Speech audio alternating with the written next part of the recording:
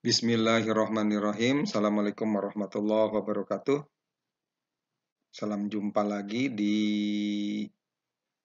pertemuan mata kuliah Sosiologi Ekonomi, masuk ke pembahasan tentang moral ekonomi. Dalam kajian sosiologi, moral ekonomi didefinisikan sebagai satu alat analisa tentang apa yang menyebabkan seseorang berperilaku, bertindak, dan beraktivitas dalam kegiatan perekonomian.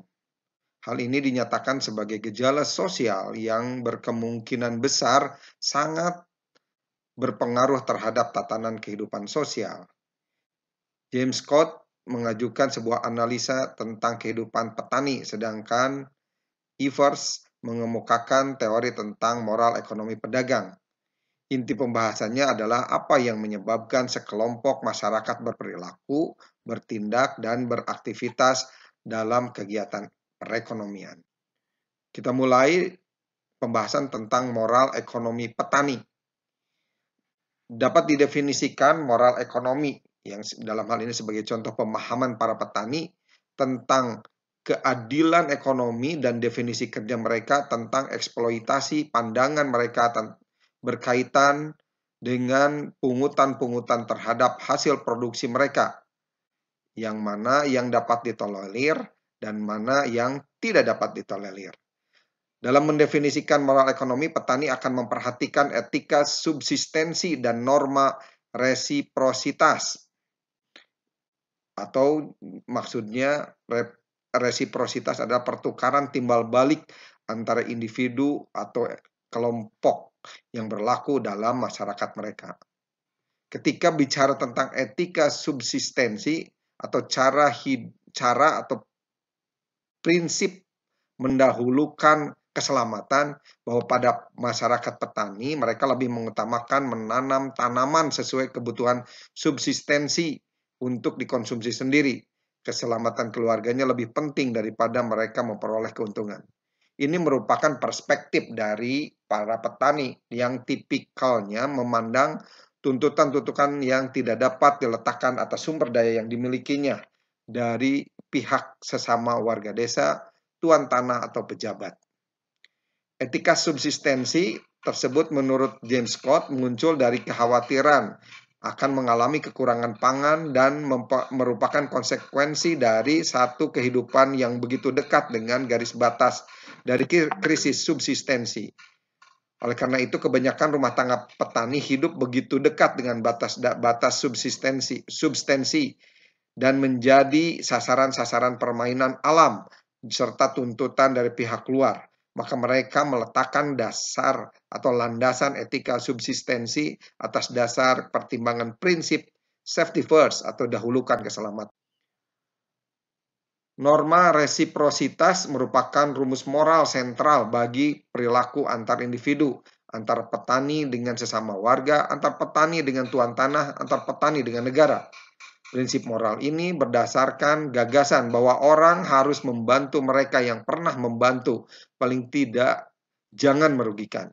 Prinsip moral ini mengandung arti bahwa satu hadiah atau jasa yang diterima menciptakan bagi si penerima satu kewajiban timbal balik untuk membalas satu hadiah atau jasa dengan nilai yang setidak-tidaknya sebanding di kemudian hari. Ini berarti bahwa kewajiban untuk membalas budi merupakan satu prinsip moral yang paling utama yang berlaku bagi hubungan baik antar pihak-pihak sederajat. James Scott meletakkan dasar stratifikasi sosial masyarakat petani atas tingkat keamanan subsistensi mereka, bukan pada penghasilan mereka.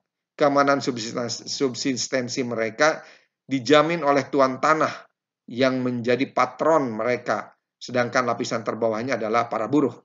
Pertumbuhan negara kolonial dan komersialisasi pertanian yang membawa masyarakat petani ke dalam ekonomi dunia telah memperumit dilema keterjaminan subsistensi kaum petani.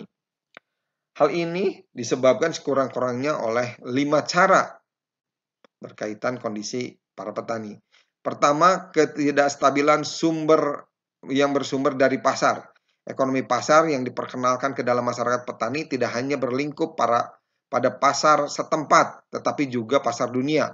Pada pasar dunia, hubungan antara hasil panen setempat dan harga terputus. Dengan kata lain, naik turunnya harga terlepas dari permintaan dan penawaran setempat. Yang kedua, perlindungan desa semakin lemah, lalu juga hilangnya sumber-sumber daya subsistensi sekunder, serta buruknya hubungan kelas agraris, juga negara kolonial yang semakin ekstensif dan intensif dalam memungut pajak, bukan hanya pajak kepala dan tanah yang pernah dipungut oleh pemerintah tradisional prakolonial, tetapi juga diperluas kepada aktivitas yang berkaitan dengan subsistensi itu, misalkan pajak perahu, pajak garam, dan selanjutnya. Selanjutnya, kita bicara tentang moral ekonomi pedagang. Dalam moral ekonomi ini, setuju dengan pendapat James Scott yang menyatakan bahwa masyarakat petani umumnya dicirikan dengan tingkat solidaritas yang tinggi dan dengan satu sistem nilai yang menekankan tolong-menolong, pemilikan sumber daya secara bersama, dan keamanan subsistensi. Hak terhadap subsistensi merupakan satu prinsip moral yang aktif dalam tradisi desa kecil. Dalam kondisi seperti ini, pedagang menghadapi dilema, yaitu memilih antara memenuhi kewajiban moral kepada kerabat-kerabat dan tetangga-tetangga untuk menikmati bersama pendapatan yang diperolehnya sendiri di satu pihak, dan untuk mengakumulasi modal dalam wujud barang dan uang di pihak lain. Di luar desa, para pedagang dihadapkan pada tuntutan anonim yang sering bersifat anarkis yang berasal dari pasar terbuka dengan fluktuasi harga yang liar. Pedagang cenderung terperangkap di tengah dan di dalam. Hal ini bisa disebut sebagai tengkulak karena mereka tidak hanya menanggung resiko kerugian secara ekonomi, tapi juga resiko terhadap diskriminasi dan kemarahan para petani. Para pedagang dalam masyarakat petani telah mencoba mengatasinya dengan cara-cara mereka sendiri. Evers telah menemukan 5 solusi atau jalan keluar yang berbeda yang dilakukan oleh para pedagang menghadapi dilema tersebut. Pertama, imigrasi pedagang minoritas. Kelompok minoritas baru dapat diciptakan melalui migrasi atau etnogenesis, yaitu munculnya identitas etnis baru. Contoh yang menarik adalah dari pemikiran pedagang kredit yang sebagian berasal dari suku Batak atau beragama Kristen yang melakukan aktivitas dagangnya di Sumatera Barat misalnya. Yang kedua, pembentukan kelompok-kelompok etnis atau religius. Munculnya dua komunitas moral yang menekankan pentingnya kerjasama tetapi tidak keluar dari batas-batas moral. Yang ketiga, akumulasi status kehormatan, di mana kedermawanan, keterlibatan, dan urusan masyarakat, berziarah, menunaikan ibadah haji yang dilakukan oleh santri memberikan dampak kepada akumulasi modal budaya yang dimiliki. Dengan kata lain, peningkatan akumulasi modal budaya berarti peningkatan derajat kepercayaan masyarakat terhadap hal yang memudahkan pedagang untuk beraktivitas. Yang keempat, munculnya perdagangan kecil dengan ciri ada uang, ada barang.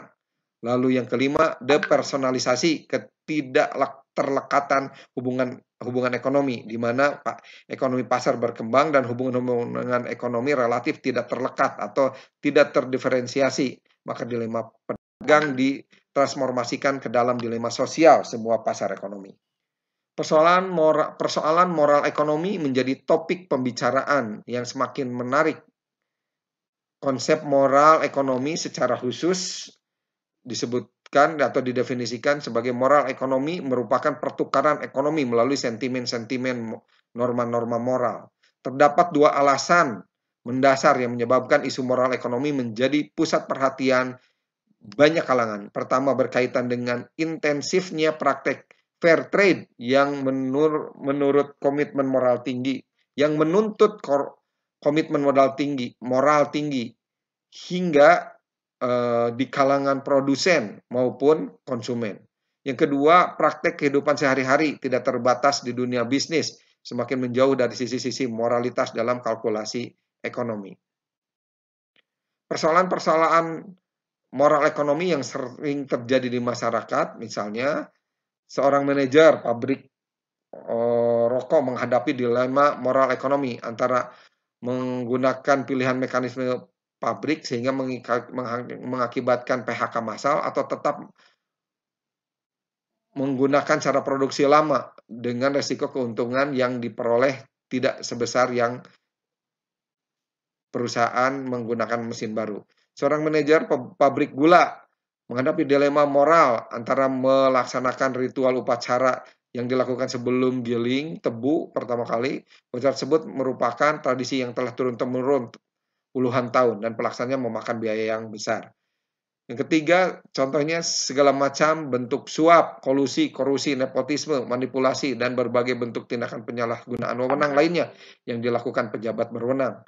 Yang keempat, adanya berbagai bentuk moral hazard, pemanfaatan kesempatan sekecil mungkin untuk tujuan memperkaya diri, atau dalam bahasa Jawa sendiri diekspresikan dengan berbagai ungkapan. Merupakan persoalan moral ekonomi sebagai contoh kebijakan pemerintah mengenai pengurangan subsidi BBM.